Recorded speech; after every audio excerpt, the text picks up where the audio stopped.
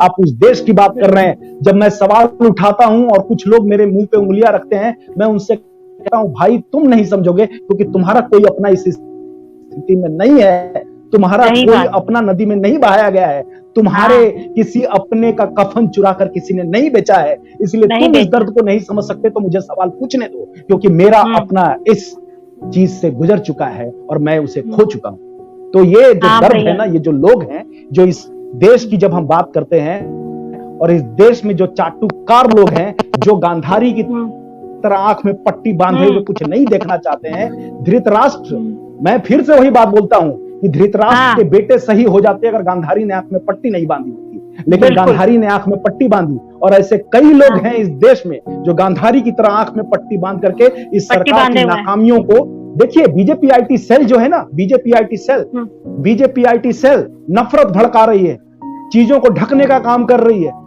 समझ रहे हैं ना। ये अमित मालवीय जो बीजेपी आईटी सेल के हेड हैं, उनको पता नहीं है वो ट्वीट क्या कर रहे हैं, क्या कर रहे हैं वो। तो सिर्फ आईटी सेल का गेम चल रहा है। मन की बात करने वाला मन की बात कब सुनेगा, ये सवाल मैं आपके चैनल से पूछ रहा हूँ। बिल्कुल ब्रिज जी, हम यही बात कहते हैं, यही पूछते हैं, हम हमेशा हम भी यही पूछ रहे हैं। सरकार आपकी है। जब बंगाल में मैं एक सवाल ये पूछता हूँ कि जब बीजेपी के कार्यकर्ता मारे जा रहे हैं या बीजेपी के लोगों को डराया धमकाया जा रहा है, तो होम मिनिस्टर तो कांग्रेस के नहीं है, प्रधानमंत्री तो कांग्रेस के नहीं है, क्यों खामोश हैं, मौन क्यों हैं, मन की बात ही क्यों करने के लिए आते हैं, इतनी खामोशी क्यों है। मैंने ट्विटर पे देखा लोग हाथे जोड़ जोड़ के गिड़गिड़ा रहे हैं, लोग कहते हैं कि पीएम हमारी मदद कीजिए। जिस बीजेपी कार्यकर्ताओं ने आपको 3 सीट से 78 सीट दिला दिए, इसमें आपकी हार तो नहीं है, आपकी जीत है, आपको ये मानना चाहिए। उनके मेहनत को आपने सलाम नहीं किया, आपने मरने के लिए छोड़ दिया।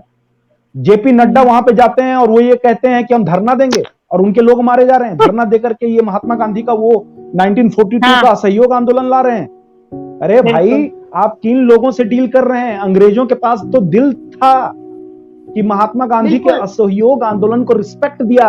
ये हिंदुस्तान है, यहाँ पे आप एक गाल बढ़ाइएगा मारने के लिए तो आपके गर्दन को काट दिया जाएगा, ये समझिए आप।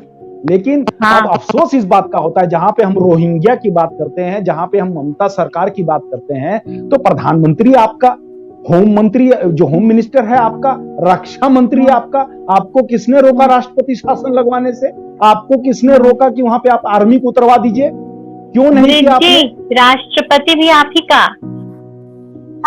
और सर सब कुछ है मेरा, सब कुछ है मेरा, राज्यपाल है मेरा, फिर आपको किसने रोका है? ये जो हर चीज में देखिए, हर चीज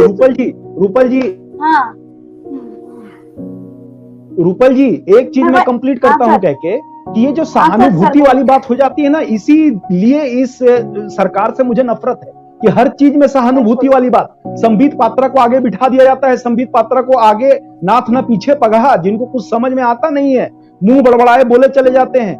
एक दिन उन्होंने क्या किया, आज तक के किसी पत्रकार को मार करके बता दिया कि बीजेपी का कार्यकर्ता मारा गया है। तो भैया ऐसे लोगों को भी तो रोकना चाहिए ना। आप जहां पे राजनीति की बात करते हैं, आज तक के किसी पत्रकार को ही उन्होंने मार दिया, मार दिया और कह दिया कि बीजेपी के कार्यकर्ता को मार दिया गया। आज तक की जो पत्रकार थी उसने उनके कपड़े उतार लिए। भैया इस तरह के फेक न्यूज अगर आप कराओगे, फैलाओगे, तो भरोसा ही उठ जाएगा। जो जेन्युइन लोग मर रहे हैं, बिल्कुल ब्रिज जी, जनता को ये चीज समझना पड़ेगा कि हमने विश्वास करके बीजेपी को वोट दिया है, लेकिन आज बीजेपी सिर्फ वोट की पॉलिटिक्स कर रही है, सिर्फ वोट की राजनीति कर रही है, वही बात बोलती है जिनसे उनको वोट मिलेगा। कभी भी जनहित, मैं हमेशा ये वर्ड यूज करती हूँ, और नेशनल इंटरेस्ट में कोई एक्शन नहीं लेती। चाहे हम जस्टिस फॉर सुशांत सिंह राजपूत की बात करें तो, चाहे हम ये बंगाल का मुद्दा उठाएं तो, चाहे कोविड का ये जो हुआ है वो, तो दुनिया में हर जगह डेमोक्रेसी है, मतलब बहुत सारे देशों में, और हर कोई जानता है कि जब आपके पास मेजॉरिटी है, जब आपके पास सेंटर में आप बैठे हुए हैं, यू कैन टेक एक्शन। जनता को आप ये जो कह रहे हैं कि हम नहीं कर सकते हैं, तो जनता, वही लोग बेवकूफ बन रहे हैं जो चाहते हैं बेवकूफ बनना, जो आंख खोल के देख सकते हैं वो देख सकते हैं कि ये सिर्फ वोट की राजनीति हो रही है। यहाँ पर जब हम बात करते हैं तो हम एक नागरिक की तरह बात करते हैं, क्योंकि हम सब सफर कर रहे हैं। आज ब्रिज जी भी एक विक्टिम है, वो सफर कर रहे हैं, इसीलिए वो ये बात उठा रहे हैं। बिल्कुल। बिल्कुल। और इसे किसी भी, क्योंकि जो लोग समझदार होंगे, मैं ये मानता हूं कि इस बात से सहमत होंगे, क्योंकि मैं कोई भी बिना प्रूफ वाली बात तो बिल्कुल भी नहीं कह रहा। मैं कंगना रनावत नहीं हूं जो कि अगले दिन वीडियो बनाती हूं और ये कहती हूं कि गंगा में जो लाशें बह रही हैं वो नाइजीरिया की हैं। समझिए, वो एक वीडियो बनाती है कि वो कहती है गंगा में जो लाशें बह रही हैं, जो यहाँ के जितने न्यूज चैनल हैं वो हर रोज उस डेड बॉडी को दिखा रहे हैं, हर रोज चील कौवे उस लाशों को नोच रहे हैं, और उस पे कंगना रनावत वीडियो बना के कहती है जो वीडियो है ये नाइजीरिया का वीडियो है और गुमराह किया जा रहा है। ऐसा लोगों में से मैं नहीं हूं, तो मैं आपको फैक्ट की बात बताता हूं। स्वर्गीय रोहित सरदाना जी बहुत अच्छे पत्रकार थे और वो बीजेपी के लिए न्यूज करते थे, गोदी मीडिया का एक हिस्सा थे, चलिए।